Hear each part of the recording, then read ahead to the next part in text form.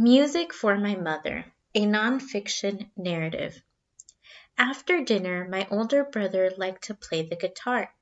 He preferred the music he heard on the radio, but he played the traditional songs for Mama. She enjoyed things that reminded her of home.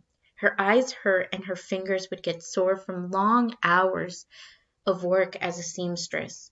I remember washing dishes while Pedrito sang, and seeing myself so lonely and sad, like a leaf in the wind, I want to cry from this feeling. He sang in Spanish, which is how the lyrics were written. That song is more than 100 years old now. Mama learned it when she was a girl. Papa tried to nudge Mama out of her nostalgia sometimes. He would answer her in English when she spoke to him in Spanish. His English was not very good at first, but he worked at it until it got better. Mama usually answered him in Spanish. They would go back and forth in either language, talking about work or homesickness or family. Pedrito or I would occasionally correct them or help them finish their sentences in English. Papa would thank us. Mama would just smile and shake her head, but she always repeated the words we had helped her with. In the time, her English got better too, but she was far more at ease in her native tongue. I was 7 years old when we came to the United States. Pedrito was 11.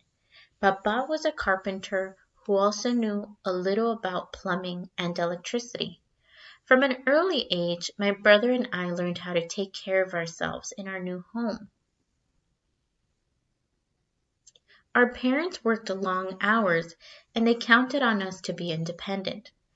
At first, we were almost like guides for Mama and Papa. In big, busy places like the mall or the registry of motor vehicles, they felt uncomfortable, if not overwhelmed. It was easier for us to adjust to environments that were fast-paced and not always friendly. I felt protective of my parents and also proud of how quickly I learned my way around. It would hurt my feelings to see the way some people looked at us. For a while on Sundays and holidays, we would wear our best clothes from home. Before long, we learned to wear the casual clothes almost all the time, like most people in this country do. And after a while, our parents became more at ease in the stores and government offices. They relaxed a little. I suppose we attracted less attention. Mama and Papa live with Pedrito now, in a two-family home outside of Houston. Pedrito is now known as Peter. He runs a construction business that employs 14 men and women. Papa is in his 70s now. Pedrito would like for him to slow down a little and enjoy retirement. But Papa says that Mama wouldn't want him sitting around the house getting in her way. He rises at dawn and almost every day and goes to work with Pedrito, building houses. I am a teacher. This summer I will be taking my son Michael to visit his grandparents. He is 12. He wants to learn to play the guitar.